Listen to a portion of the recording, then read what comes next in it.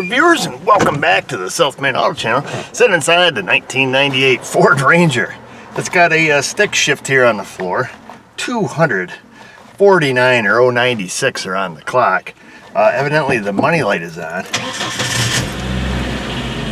It is, as he says. So we got to bring it in and check that out. It's the step side. It ain't the Splash Pam Anderson edition. Is that who that was in Baywatch? Pamela Anderson? She drove a Ford Ranger Splash. Anyhow, enough about that. Let's get it in, see why the light's on. Apparently he threw some parts at it. Sounds like he threw some EVAP parts at it and it still is broke. So I haven't seen a 1998 Ford Ranger since about 1999. So let's try our best at it here and see what we can do.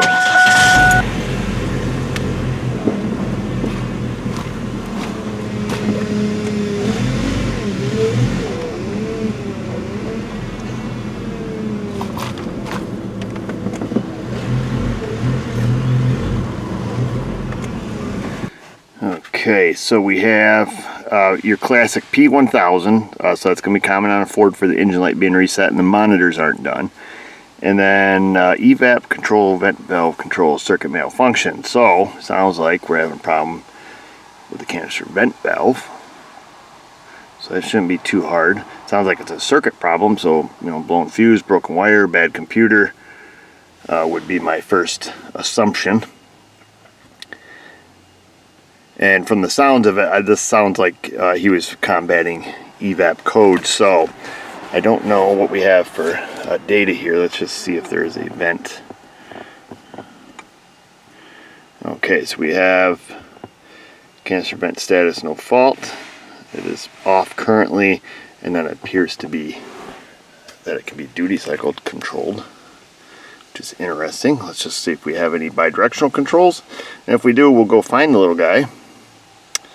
So a vapor management valve, that's not what we're after. That's like your purge solenoid. We want the vent valve. That's in a percentage, which is interesting. We're going to type in vent. We'll look at that data and we'll just see what kind of bidirectional we have here. So we'll increase it. Okay. So it looks like we can... Okay, yeah, then it goes right to straight to on. So that's interesting. It does look like we can control it. It's interesting, though, if it really is sending power and stuff there, that it's not seeing a fault on that circuit. I don't know how accurate Ford was in these older systems, but it looks like we can do some stuff, so let's get after it. Before we go underneath, we should have a look at a diagram here, and here is the canister vent solenoid. So just, you know, it's pretty simple, 2 wires. It looks like we're going to have power on, or should have power on, a light blue with orange wire, and then the purple with white should be the control. That comes out on number 8. Number 8 goes over to number 8, which here goes to number 8, which goes over here to pin 67, EVAP vent. So that is the control. So purple and white is the control, and then whatever other color that other one was, the blue with orange, light blue with orange, that's our power wire. We're going to check the fuse. Probably not, because it feeds the HEGOs, and I would assume we would have some HEGO codes, your oxygen sensor codes. Let me see where that power wire goes. It goes down here to the splice S109 right there, and then, like I say, it feeds the HEGO and this HEGO and that HEGO, or no, yeah, it feeds oxygen sensors and EGR valve, vacuum regulator, and then goes some other places too. This thing goes all over the place. Comes up here, does some stuff in the tranny. So it doesn't mean, you know, we can't have a broken wire, but it means it's likely that fuse is not blown. So we're not gonna bother checking that. Let's get the car up in the air, find this vent valve, and see what in the thunder is going on. Alright, let's see. Ooh, he's slimy under here. It's got the coat of the film, it looks like. I think that's the charcoal canister back here. And I think that's the vent solenoid up there, which looks relatively new and rust-free. Yeah, because that's the filter for it. Alright. That's the plug-in for it right there.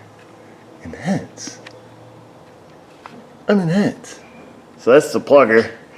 I wonder if this thing comes down. Yeah, probably ought not be meddling with things you ought not be meddling in. You got your classic hanger. Get some threaded rod action. I tell you what, I'm gonna set you fellas down. I'm gonna see if I can't unplug that. The solenoid itself looks new. But remember folks, there's 3 kinds of parts. Good parts, bad parts, and new parts. Just because it's new doesn't mean it's good. These Rapid Rangers are tiny little cars, so I don't have a great spot to put you where I can still do my job. So you're going to be over there. We'll give you the play-by-play the best we can.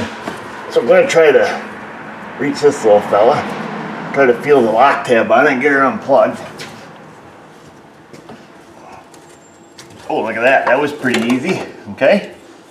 Let's get her down here. Looks like we have, let's see what the survey says here. Purple with a white stripe and then blue with a orange or whatever it is there. So let's go get some kind of tool and see if we have power. Wash my patties off here a little bit. So the power that feeds the fuse, that feeds this thing, comes from the PCM relay, which we have the key on currently. So we should have power here on this wire. And we do. So we have, I don't know if you guys can see, I can't see you, but we do have power here, so that's good. Okay, I guess we need a different test light now to see if we have control. So a very gingerly front probe here. Be careful not to spread the pins. We have a 194 bulb right there, which I'll hold right here, and then hopefully you guys can see it. We're going to use a scan tool and we're going to turn this thing on 100%. Test aborted, not supported, it says. What the heck? Let me back out of here. Didn't we just do this test? Here we go again. I'm going to try to turn it on. It's on at 100%. Oh, well, look at that. Well, that's fun. So what's that tell us? That tells us that we have sufficient power and ground back here to make this function. Am I chasing a code that says it's a circuit code and we never looked in service data? I will feel like a real ding dong here. Let's see. I thought it said it was a circuit code, but I should have looked in service data because that circuit is intact. It does not mean that the 1451. Let me just look it up on service data to make sure it is a circuit code. The other part of the circuit is the canister vent valve, which we haven't plugged back in yet, but let me just double check real quick like a little bunny. Okay, so 1451 according to Ford service data indicates that self-detected a canister vent valve solenoid circuit failure. So we are good. It is a circuit code, so we can keep calm and carry on. Sometimes the interpretation on the Altel, or any scan tool for that matter, how it interprets the code being read, especially manufacturer specific, you know, starting with a 1, sometimes can be interpreted incorrectly. So it was my fault for assuming, but anyhow, let's just see if our solenoid's any good. We even, heck, while we're here in service day, we do have a resistance value, 48 to 65 ohms, but let's plug it in and see if we hear it clickety clack. Don't talk back. Okay, so I left it in the on position. Oddly enough, under the canister vent valve status, it still says that there is no fault in the circuit, even though it's completely open. So we know that data pit is garbage. We know that we have power and ground here, adequate enough to turn on the vent valve. And then, see if I can't reach up here. You know what? How about this, fella? How about we just wiggle that baby right out of there and get it right down here in our hands.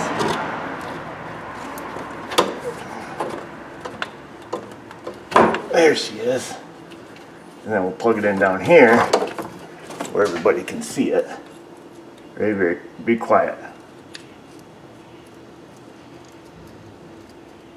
I don't hear any clicking, so we're gonna have to give her a little toot, okay? I'll show you how you do that. It's pretty easy. It has enough fluid film on it. It should be sterile because fluid film's a sterilizer, but give it a wipe with a dirty rag anyways before you blow on it. Now technically we shouldn't be able to blow through this right now. We should be able to blow through this right now. That's what I meant to say. Apply power to it, it closes it. Ding dong.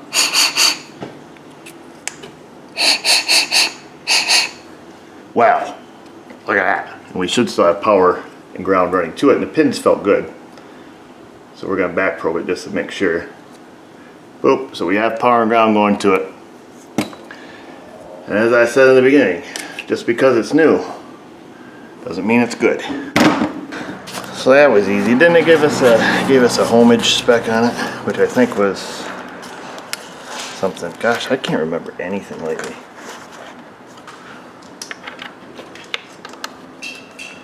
Let's see, I think it was probably somewhere between 40 and 50 would make sense. And we are at, I'm assuming ol. We are at ol, so we are at infinite resistance. Over the limits of the tool. Because our tool works, our auto ranging. So yeah, this thing's junk. No sense in going any further. Easy peasy video. Let's flush this toilet. So pop quiz, what's the problem with putting a new one on and clearing the codes and sticking it outside? Oh, that's a good question, Mr. O. What is the problem with that? Well, the problem is working for the GP. Remember, that's the general public. You put that on and it can run through a EVAP self-test. You know, it can close the canister vent valve, it can turn their vapor management valve or the purge valve on, and it can pull the vacuum on the tank, see if we have a leak. So potentially you could fix this and have other EVAP problems. So you can handle that one of two ways. If you're a shop, you can put that on, smoke test it, look at the, does the purge valve work? You can actuate the purge valve, see if it works. You can seal this off, do a smoke test on it, see if you have no leaks, and then check the fuel tank pressure sensor to make sure it's at the 2.5 volts on a 4 to atmospheric pressure. And then, assume that once it runs its self-test, it's going to be good. Or plan B, explain to your customer that this is a problem, the problem that is currently happening. We could put the vent valve on it, let you drive it for, a few days and see if there's any other problems. So those are two different ways you can handle it. You have to use your noodle. Because sometimes even if a customer agrees and says, yeah, let me just drive it, all of a sudden when the money light comes on for a gross EVAP leak or small EVAP leak or whatever it is that's, gonna come up or potentially could come up, they typically all of a sudden have amnesia and forgot completely everything else you told them. So document it, sign it, ship it. And by no means am I insinuating that that's the way this particular customer is. I have no idea. I'm just saying, dealing with the GP in the shop, CYA baby, cover your hiney. Guy said fix it. I called down. Got one with the bear on it, the Eklund, the Napper, the 2282590, made right here in the US of A. Canister vent valve. You can blow through this one. Oh, I heard it click. Hear it? That's all I got. I'm gonna plug it back into the box. I'm gonna go shut it off. I'm gonna plug it in, and then we'll just do a couple quick preliminary things here, then flush it. He did say he put a new filler neck on it because it was all rusty. Put a canister and vent valve and stuff on it, and then said to heck with it, we're done. So we have that little fella on there. Now we're gonna back out, we're gonna go back into the vent valve test, but we're gonna pull up a few more data pins. I wanna see if we have fuel tank pressure. So we'll do fuel, and then we want to find tank pressure, tank voltage, and then we also want the canister vent valve.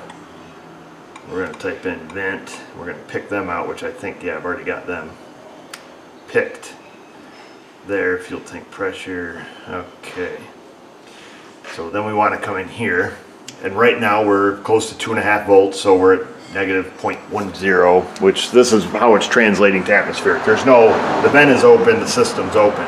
What we want to do is we want to seal it off, and we would like to see an increase in pressure here over time. It's 76 degrees in the shop. I don't know how volatile this fuel is right now, if it's gonna start building pressure, but typically the fuel tank is hot. It's gonna stand up like a gas can that you got capped off out in your shed, and we'll start building pressure slowly. Now, we might have to take and set it out in the sun to bake it, but we've got other things that we can do. I'll give this some time, and what this test is gonna prove, if we build pressure under its own naturally, we likely do not have to run any type of EVAP test, and I think we're going to be okay. We're going to give this probably 5-6 minutes here anyways. Well, that wasn't working, folks, so obviously there's a leak. Busted out the Avoca smoker. Got it hooked up to the vapor management valve right down here, and then I think I already found a leak, so we're going to kick that on. And we can see the floaty ball is floating high, and here we'll kink the hose off. If the system is sealed, the floaty ball will float low until it goes to the bottom. Well, naturally it takes some time to fill up the void, the open area in the gas tank. However, like I mentioned, he did say he put a new filler neck on it, but I come back here and I could hear some hissing, and this gas cap doesn't even click. It's you can probably hear it hissing there. So you hear that hissing, and it's weird because obviously the filler neck is new, the cap is new, but just because it's new doesn't mean it's good. This guy's going to hate hearing from me. So the cap fits on there, you know, it's got the 3 male dongers, you stick it into 3 female dongers, and then it rotates, but it doesn't cam, it doesn't lock down. It just, see, I can hold it down, and then ready? Yeah. Can't hear it, but if I hold it down, it'll actually start building pressure.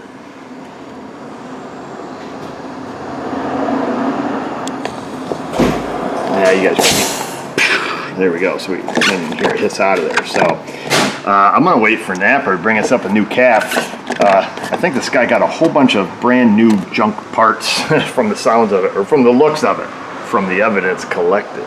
And this is a perfectly good example of CYA. Cover your butt.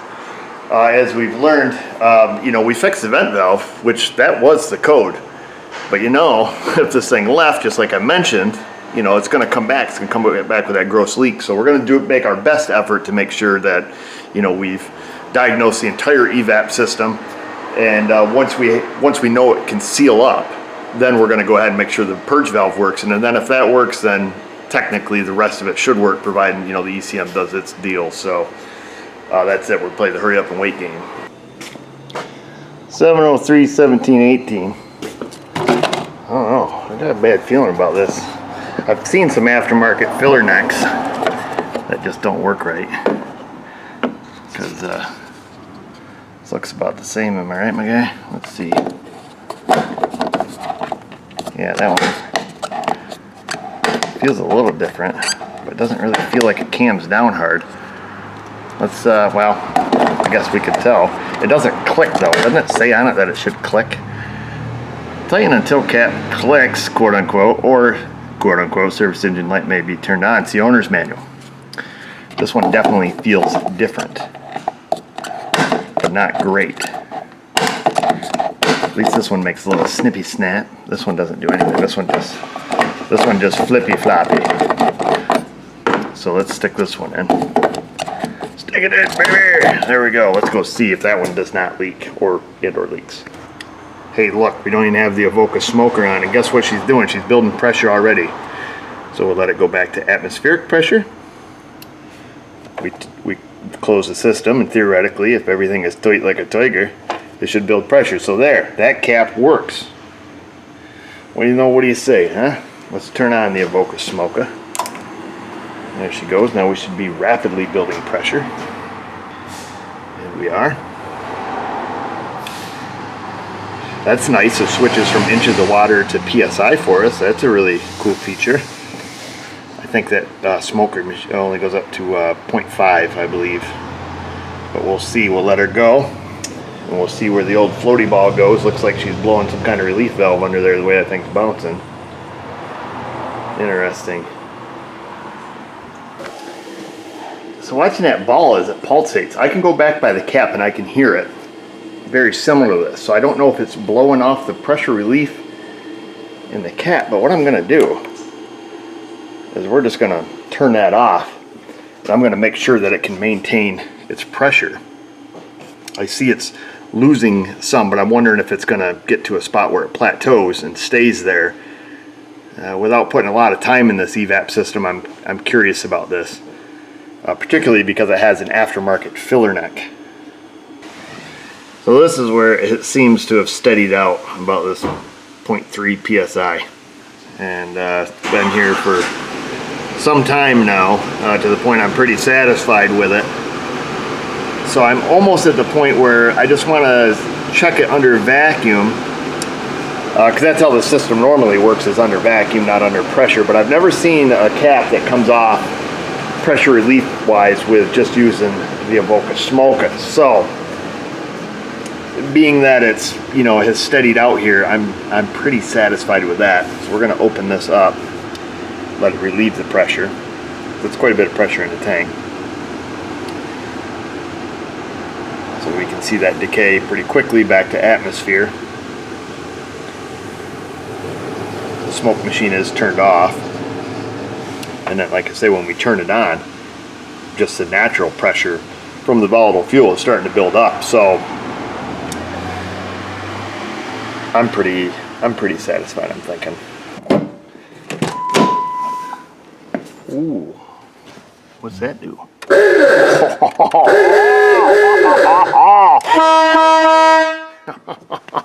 That's fun. Oh my gosh. Does this one work? Okay. Where were we? I didn't erase the money light yet. I need one of those. What I wanted to do was check the purge valve. So let's see, we're going to turn it on. Oh, she does not like sucky. Stalled her out, but we can see we did draw it into a deep vacuum. Let's go sit inside and do this. One more time because we're childish. Okay, so it's safe to say that the purge valve opened. And it's safe to say it's not stuck open because we're not drawing any vacuum on the tank with it commanded off. So let's bring up our R's.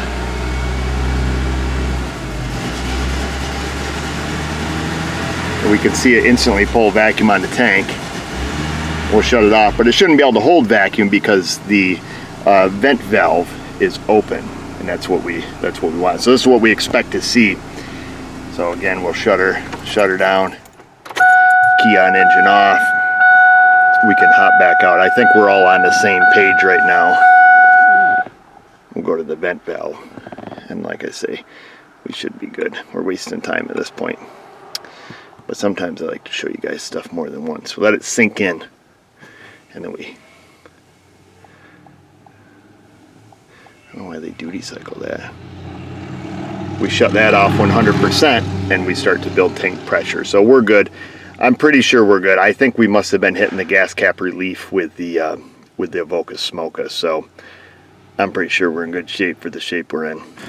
So at this point, I think we CY8 ourselves enough to say, you know, we can tell it's sealed up. It can hold natural vacuum or natural pressure.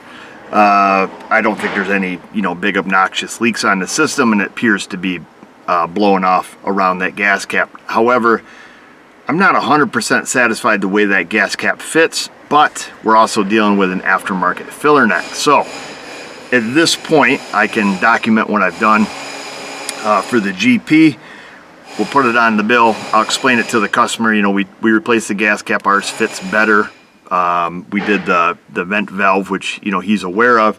And at this point, you need to run it through a drive cycle to see if the vehicle is satisfied with the test it's going to run.